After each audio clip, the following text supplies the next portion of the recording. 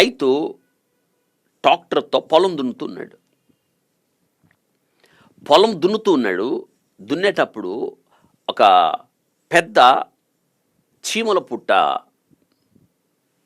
ఆ ట్రాక్టర్కి ఎదురుంది. ఇప్పుడు దాన్ని దున్నే సమయంలో ఇప్పుడు ఆయన దున్నుతూ వెళ్తే ఆ చీమల పుట్టను అతడు దున్నవలసిన పరిస్థితి.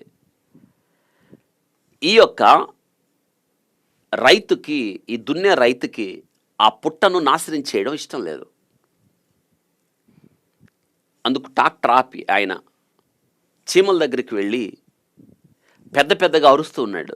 ఏమనంటే, ఓ చీమలారా, నేను పొలము దున్నబోతున్నాను కాబట్టి మీరు మీ పుట్టను ఖాళీ చేసి బయటికి వెళ్ళిపోండి, లేదా ట్రాక్టర్ దున్నుతుండగా మీ యొక్క పుట్ట నాశనం అవుతుంది, మీరు నాశనం అవుతారు.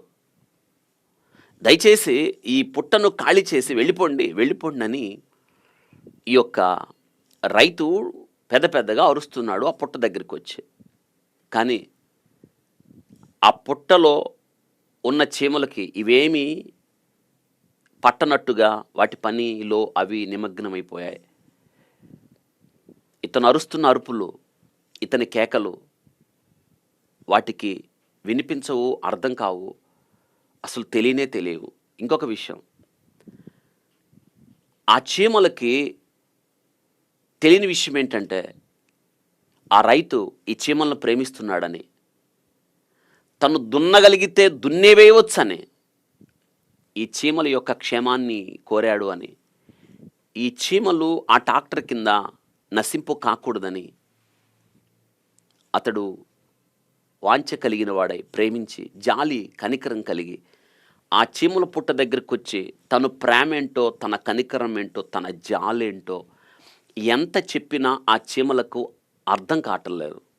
అప్పుడు ఏమవ్వాలి, ఏం జరగాలి? ఇప్పుడు ఆయన ఈ చీమల ఎడల ఎటువంటి హృదయం కలిగి ఉన్నాడో ఆ చీమలకు అర్థం అవ్వాలి అంటే రెండు జరగాలి. ఏం జరగాలి? ఈ చీమలు మనిషి అన్న అవ్వాలి, లేదా ఆ మనిషి చీమన్న అవ్వాలి. ఈ రెండు జరగాలి. యేసయ్య మానవుడిగా మారింది కూడా అట్లే. ఈ యొక్క చీమ మనిషి కాలేదు కదా, మానవుడు ఎప్పుడు కూడా దేవుడు కాలేడు. అందుకే జరిగింది ఏంటంటే దేవుడు మానవుడయ్యాడు. మానవుడిగా భూమి మీదకు అరుదించిన వేళ, భూమి పులకించిన వేళ, పరవశించిన వేళ క్రిస్మస్. మనుషుని పోలికగా పుట్టి. చాలామంది ఇలా మాట్లాడుతూ ఉంటారు, 2000 సంవత్సరాల క్రితం వాడే కదా దేవుడు, 2000 సంవత్సరాల క్రితం, అంతకుముందు దేవుడు లేడా? అరే 2000 సంవత్సరాల క్రితం మనిషిని పట్టుకొచ్చి మీరు దేవుడు అంటారు అని. 2000 సంవత్సరాల క్రితం లేఖనాలు నెరవేరుస్తూ దేవుడు మానవుడయ్యాడు. ఆదికాండం 3వ అధ్యాయం 15వ వచనంలో వ్రాయబడి ఉన్న మాటలు, నీ సంతానానికి స్త్రీ సంతానంగా క్రీస్తు ప్రభు లోకానికి వచ్చాడు. ఇంకొక అద్భుతమైన విషయం, గలతీ పత్రిక 4వ అధ్యాయం 4వ వచనంలో ఆయన స్త్రీ సంతానం, కాలం పరిపూర్ణమైనప్పుడు. ఇది వాక్య భాగంలో రాయబడ్డ మాట. ఆయన చూడండి, మనుష్యుల పోలికగా పుట్టి దాసుని స్వరూపమును ధరించుకొని, దేవుని స్వరూపం మహిమను విడిచి దాసుని స్వభావం.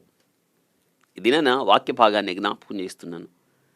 ఈ క్రిస్మస్లో మనం ధరించుకోవాల్సిన 10 స్వరూపాలు. నేను ఇలా అంటాను, ఈ యొక్క క్రిస్మస్కి మనం ధరించుకోవాల్సిన 10 రకాల వస్త్రాలు.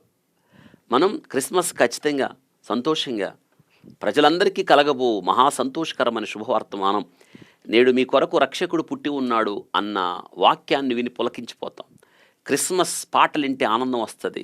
అసలు డిసెంబర్ మొదలైతేనే చాలు, ఎక్కడ లేని ఆనందం, పరవశించిపోతాం.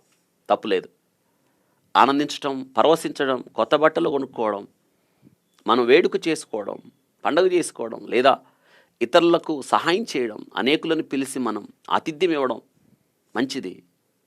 కానీ ఆ మూలాలు మర్చిపోకూడదు. క్రిస్మస్ యొక్క పరమార్థాన్ని మర్చిపోవద్దు. ఆ క్రిస్మస్ యొక్క అర్థము, ఆ పరమార్థం ఉన్నతంగా అలాగే ఉండనివ్వండి. దాని స్థాయిని తగ్గించకండి.